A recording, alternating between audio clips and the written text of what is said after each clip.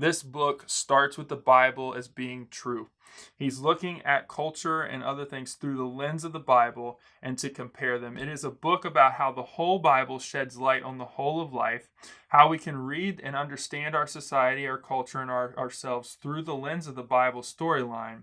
It does not try to explain and defend the Bible to the culture. It seeks to analyze and critique the culture through the Bible. Hey guys, Joe here, back to the Word. Today going over the beginning of this book, Biblical Critical Theory, how the Bible's unfolding story makes sense of modern life and culture by Christopher Watkin.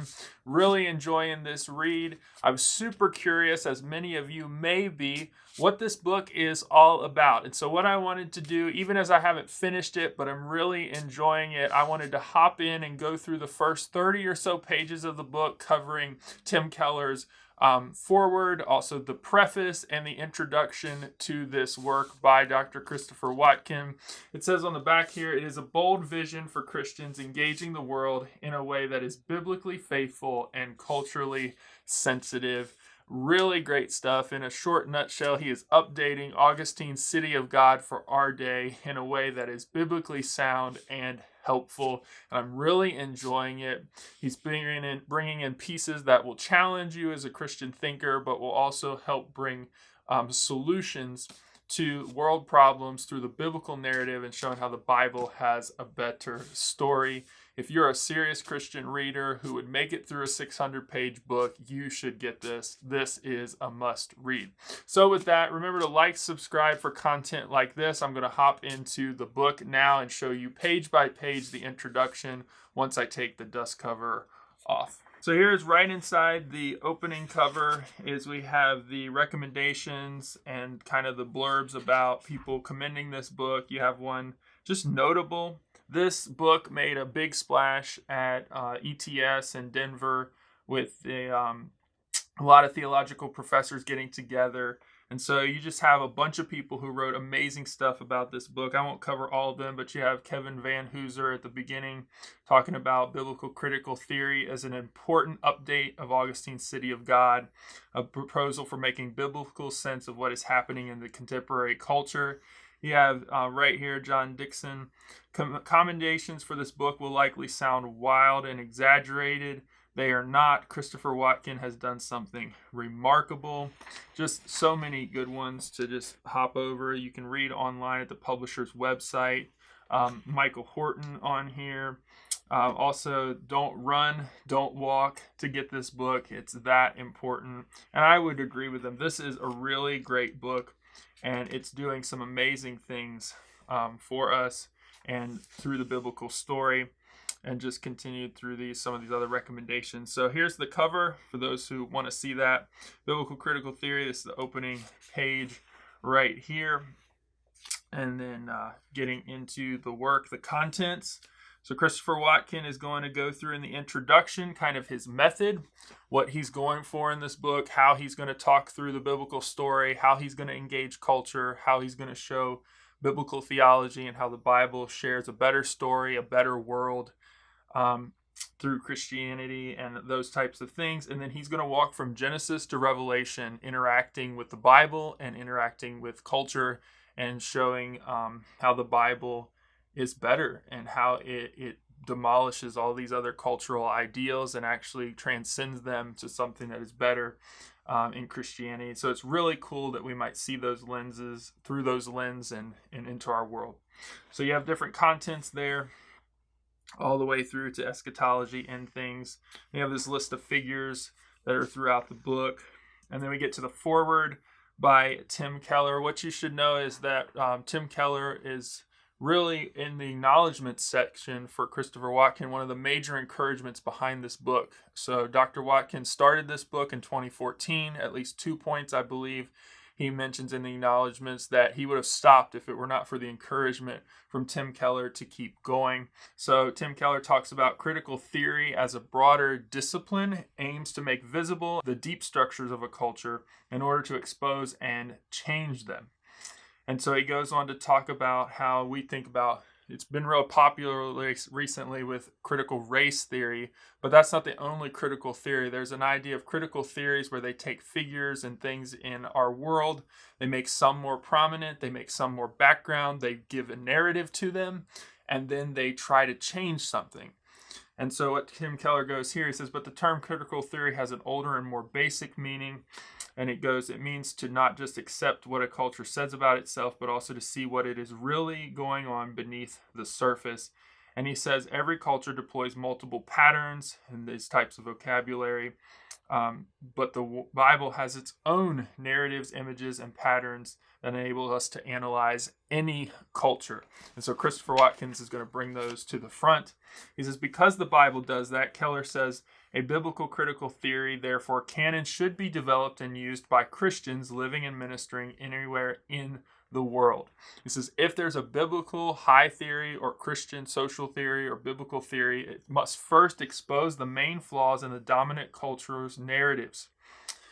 Chris Watkin goes into what made Augustine's City of God so great is that Augustine knew the Roman culture so well. So we must first know our culture really well and then show how they fit. Those narratives, those cultures fit neither human nature nor our most profound institutions about life. He says we must see some of the flaws in them. And we must be able to point those out to our culture and say, oh, hey, you're saying this is what we should strive for. But even if you attain that, that doesn't solve this problem. It's not the solution. It says then two, this biblical critical theory, Christian theory must point to the beauty and truth of the gospel as the source of numerous fulfilling counter narratives. He says the contention of this book in your hands is that there is a critical theory in the Bible itself. There is a way that the Bible steps in.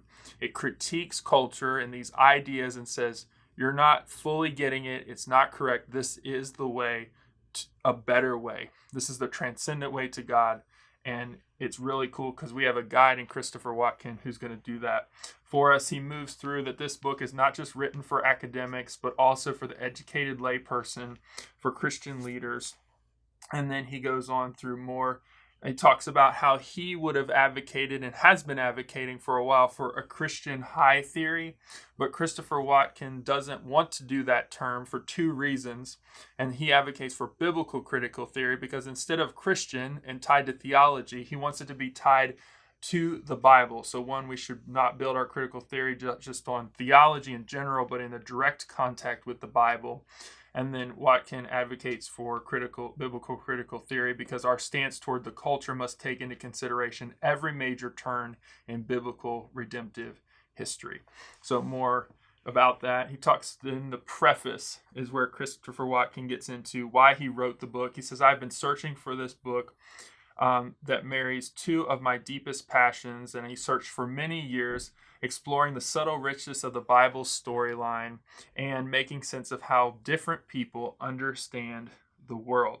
He says, my search began in 1998 when he was going to university and he was hearing about all these theories, and then he was going to church and he was hearing about the biblical story.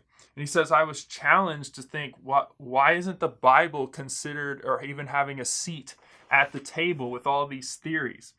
And so he talks about being caught in these two gales. I started looking for a way to harness them together. He says, I was searching for a Christian cultural theory.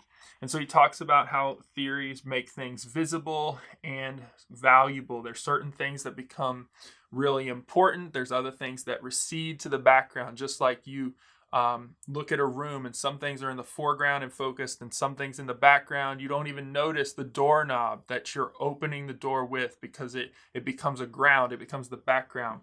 He says, why wasn't the Bible among them? And so as he was searching for those things, he found Augustine's City of God.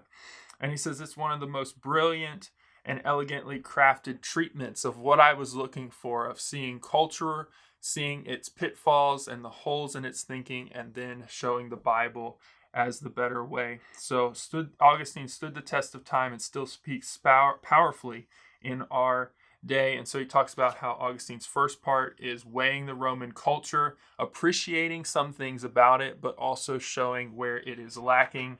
And then Augustine did through redemptive history, in his second part, each moment in the Bible plotline gains immeasurably from being set in the narrative and its context. So there's a value to going through the whole narrative.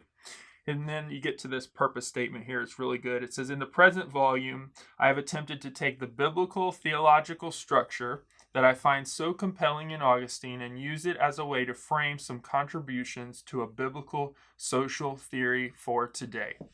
He goes on in the next page. He says, my hope and prayer is that the reflections in these pages can challenge and encourage others who, like I did, feel caught in the crosswinds of Bible and culture.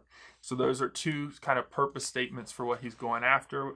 There's the acknowledgements section right there. He talks about 2014. He talks about some encouraging people who have helped him along the way. He also talks about Timothy Keller and others, including his wife and family, who have helped along the way. And then we get to the introduction. So this is a pretty long introduction, 30 or so pages. We're going to go through it briefly here. And I just want to share some of the highlights.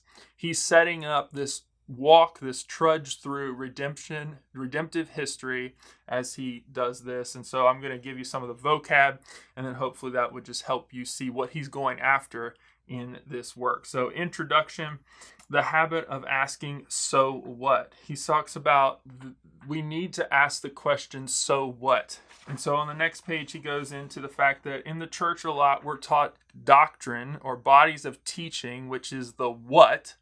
We're taught apologetics and making a defense of the faith, the why, but we're not sometimes taught the so what. And he said this book is really about the so what.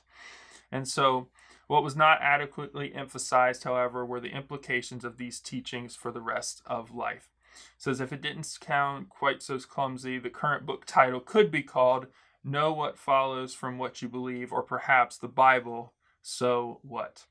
And then this really great paragraph down here at the bottom, he says, this then is a book about the so what of Christian belief. My aim in these pages is to paint a picture of humanity and of our world through the lens of the Bible and to compare aspects of this image to alternative versions. It's very important, I see here, that this book starts with the Bible as being true. He's looking at culture and other things through the lens of the Bible and to compare them. It is a book about how the whole Bible sheds light on the whole of life, how we can read and understand our society, our culture, and ourselves through the lens of the Bible storyline. It does not try to explain and defend the Bible to the culture. It seeks to analyze and critique the culture through the Bible. The Bible is its original authoritative starting point. And so then he gets into, just briefly, this is not mainly an apologetics book. The current book contributes to painting a picture of Christianity that may nudge some skeptical readers towards thinking it would be great if Christianity were true. But he's not just trying to advocate for it's true. He's trying to trace out. He says, insofar as this book is apologetics, it aims not to show that Christianity is true, though I am convinced it is, but to help bring some to the point where they may want it to be true, and to present it with a disconcerting unfamiliarity to those for whom it has become a familiar object of wearying contempt. He's trying to say, I'm trying to present it in a way that it shines, that people see how the Bible is and could be true, and that some would long for it to be true, and how those who believe in it might look at it in a little different way and treasure it for more of what it is and grow to appreciate it in a different way. He talks in the next section about a framework for understanding culture, and he moves into figures. The term figures, he's using it in multiple ways. One, as a figure of speech, in that figures have a broader sense of patterns and rhythms in creation, whether of matter, language, ideas, systems, behavior. He says also using figures from the distinction between figure and ground. I've already talked about that which is in the foreground and that which is in the background. So a figure, and then the ground is kind of what recedes. Moving through, he talks about figures help us get a handle on two further crucial ideas for cultural analysis. The first is what I call as structure of experience, or the meaning we give to objects and events that make us experience them. In particular, ways. He said, figures help us understand that the ceramic thing on my desk is a coffee mug because I've experienced it as a coffee mug. And he goes also into a chair. We experience a chair as a chair. And so figures help us understand how people experience things as. He says, second, figures help us get a handle on the fact that each culture moment has certain broad commitments and assumptions that shape what people can meaningfully think, say, and do. So he's introducing this idea of figures. He talks about there's broad 6 categories of figures that he's going to cover in this book, and he's going to point out where the cultural figures are, and he's going to contrast them and show biblical figures. So what are some of the biblical ideas around language ideas and stories, around time and space, around the structure of reality, and then you move to behavior, relationships, and objects. And then when you take all of those together, you end up what they call a figuration totale, or a particular cultural moment. So when you take all those figures, put them together, you end up with a certain particular moment. But he says, what is the relationship to these cultural figures? He says there's different types of theories that would put more weight on certain ones. And so no single category of figures controls all the others, according to Watkin. He says each category of figures can say something about everything, but none of them can say everything about anything. So the Bible also has signature patterns and rhythms that repeat throughout its pages in what John Frame calls the canon's glorious redundancy. So he goes through some of the biblical ones. The fact that when it comes to language, ideas, and stories, the biblical concept of covenant, of repeated narratives embodying the first shall be last motif, a bunch of other things. He says time, the rhythm of promise and fulfillment. Space, the biblical idea of God as the ruler over all space, not like one of the localized gods of the ancient world. That's a biblical figure. He talks about the structure of reality, that the biblical figure's distinction between the kingdom of the world and the kingdom of God, behavior, the first Christians meeting together on the Lord's Day, relationships, the unity of all believers, and then objects, the location and architecture of the tabernacle, and other things. I propose to bring into conversation with some of the major figures of late modern culture in society these biblical figures, is what he's trying to do. Then he moves to this discussion of worlds. He prefers the term world or worlds over worldview for specific reasons that he talks about here. There's lots of different ones. Some people talk about, you can see them on the page there, life perspective, confessional vision, life system, social imagery. He proposes something right here. I want to propose something a little simpler, and I hope a little more flexible than social imagery. The best way to describe an ensemble of figures is as a world. And so he moves through why he chooses that. He also talks about our engagement with different worlds, or a world singular. He talks about the world of the reader meeting the world of a text. And so he's saying there, we live in a world that, we describe in a text, or in the Bible, we have a world described for us. And all of us fail in certain points to that end. But he talks about when we engage that world, there's certain things that happen. So there's preconfiguration, is that the world that I as the reader bring to the text. So I bring my world to the text. And configuration is the way in which the text, with its own figures, tinkers with my preconfigured expectations and assumptions. So then I'm reading about a world that then shapes and changes the way I may see the world, and it tinkers, it changes those things. And then reconfiguration is then the integration of the textual world into the reader's world. He talks about movies, and that's some of the reasons we love movies, is because it pulls us into a different world. He goes through some other things at the bottom. Finally, I am most emphatically not seeking to argue that Christians always, or even mostly, think or behave according to the biblical figures I will discuss. He makes a point of saying all of us fall short, even as Christians, of living these things out. He says, what I am presenting in this book is Christianity at its best, the Christianity of Christ, which is all too often not the Christianity of Christians. This is a book about biblical figures, not primarily about flawed and sinful people. He says some may try to debunk this argument by saying, well, Christians never live up to this. How can you call us to these standards? And he said, I'm not trying to focus on that. I'm trying to focus on Christ and pulling us towards what he desires for us as the standard. So then moving in, he talks about the engagement and diagonalization. Broad overview, he says culture. And we always talk about the Bible and culture, and then how they engage or have engagement between them. And he says, really, they're inseparable. He says culture and religion are entangled.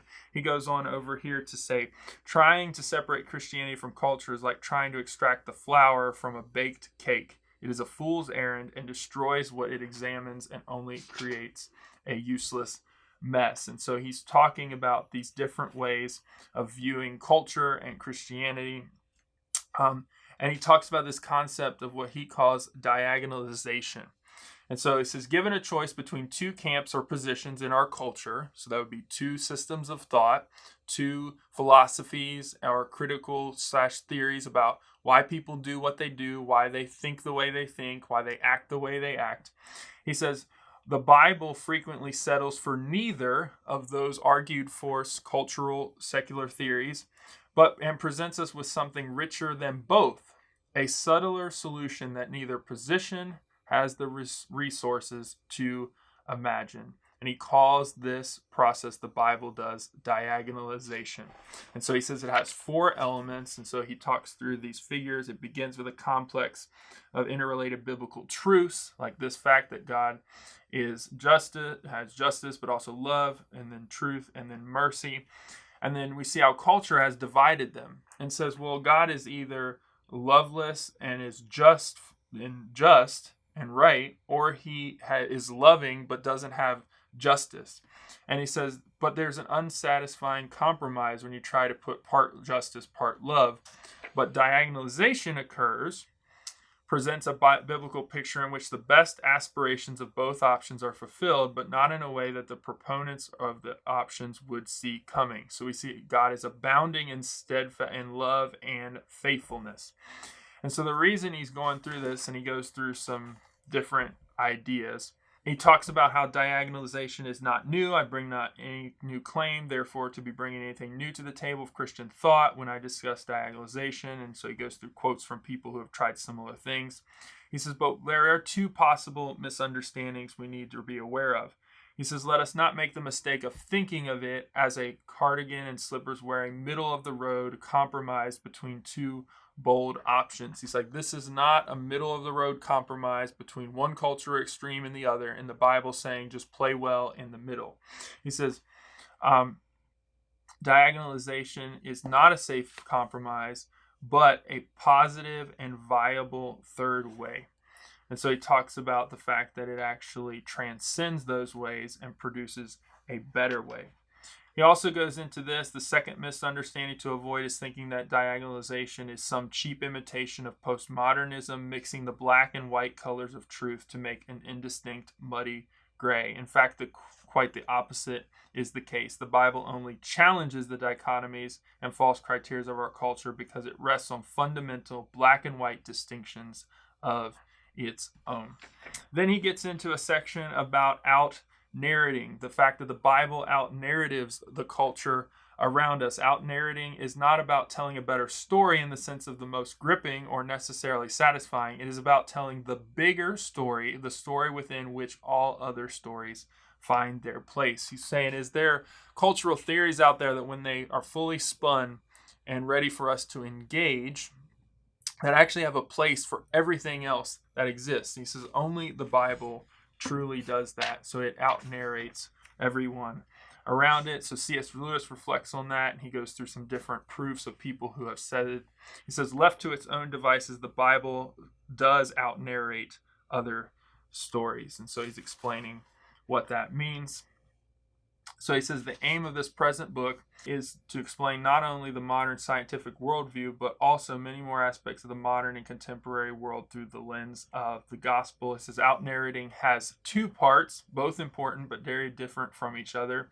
So one is the inside, and then one is the outside. And so they correspond to Augustine's City of God in the inside, where they learn and called double listening. It means understanding the culture. So you have this part 1, and then we are called to actually critique the culture, part 2, based on scripture. So he gets into that and why Augustine does that. And then he says, I have chosen to weave these 2 parts together. So this is the format of Watkin's book, as opposed to Augustine, who had part 1 and part 2. Watkin is weaving them together so that we see culture, and then we see how the Bible critiques it, and then we see culture and how the Bible critiques it, and the biblical storyline, and then so on and so forth. And the Bible has so much to contribute. He goes through a little bit more. An aim of this book is not to offer piecemeal arguments on this or that burning issue, but to unfold a connected story that diagonalizes dominant contemporary culture alternatives. So the task of out-narrating is a way of allowing the Bible to diagnose and heal them, fulfilling all that is good in them and everything that makes flourishing out of these other narratives. He talks about how out-narrating is not a demolition job. Is required for us to be patient, compassionate, open-eyed engagement with the culture that seeks culture's flourishing and assumes that those who have helped build it are also seeking the good as they understand it. It's not just about coming in and crushing people. He says, these are the two contributions he's trying to make from this book. He says, I am not claiming that anything I'm saying in this book is radically new, but I'm making two contributions. I'm giving labels to ideas and moves that others have used in a way that is liable to go unnoticed, and thereby extending the language and conceptual repertoire of Christian culture. And he says, second, I am bringing together in a coherent biblical theological framework many different figures and arguments that may otherwise seem fragmented or unrelated. Then he gets into biblical social theory. A social theory, broadly conceived, is a large and diverse body of ideas concerned with what society is and how it works. And so features in common between different social theories. And then cultural theories. He talks about there the 6 types of figures and how different theories shape things. These same figures of making visible and making valuable also characterize a biblical view of the world. So he gets in, so why not read just The City of God or Francis Schaeffer's How Should We Then Live? And he says, because we don't live in Rome and because we don't live anymore in the 1950s. The world has changed a lot since then. So we need a distinct biblical social theory. And he says it should do, or biblical social theory should do a couple of things. He says, first, it should be a positive agenda, not just a tool for critique. You see, like, things like critical race theory are about defining certain figures, critiquing things. He says this should be a positive view from a biblical theory. He says, second, it will present a challenge to customary and fashionable ways of thinking in the culture. And then third, a Christian social theory should not be nonpartisan. It won't necessarily have a political party or pick sides. It's always on the side of God and the Bible. And then it says, fourth, Christian social theory, as it seeks to conform to the image of Christ, has the capacity to be and should be both humble and strong, loving and truthful. And he gets to the end of this part. He says, at our own moment in history, it is not enough for Christians to explain the Bible to our culture. We must explain our culture through the Bible as we pray for the raising up of a new generation of thoroughly Christian social theorists. And then you turn over and you have the Trinity, and he starts walking through the story of redemption, starting with what was here before the beginning. So, with that, I hope that you enjoyed that video, just that overview. I know this was a bit long, but I hope for those who are curious, this was just the tip of the iceberg. Maybe it was something helpful for you to engage and just see what Watkin is trying to do. I would encourage those who are interested in this book and who would make it through a 600-page read to go check it out. You've got to read him for yourself to know exactly what he's saying. I couldn't cover it in this video, but I wanted to try to do a short overview of it to help those who are wondering if this is something that I want to buy or not. For those who might not make it through a 600-page book, I would encourage you to still think about the ideas that Christopher Watkin is going to talk about. So go ahead and search YouTube for some of the interviews he's done about this work. I just really am enjoying it and thinking about it. Obviously, the Bible is our authority. The Bible is what we believe in. We believe in God. We're not trying to adopt something from the culture, but it is very helpful to see how our culture thinks and how the Bible's ideas show a better way and what the Christian worldview can do to enter some of that sphere and have a seat at the table and actually show that Christianity might be true and to draw people to Christ in that way. So with that, the only thing I would say is I do also have a blog post that I'm going to link to below in the description. I'm not through the entire work yet. I'm going to add more to it. But if you want to see some of the quotes that I mentioned today, those are already up on the blog, and I will update that in the future once I'm completely done reading through this work. Really enjoying it, and I'm thankful that I got to share it with all of you. Until next time, continue to read, treasure, follow the word. If you have questions, recommendations, comments about this work, love to hear about it in the description. Until next time, God bless, and I'll see you guys soon.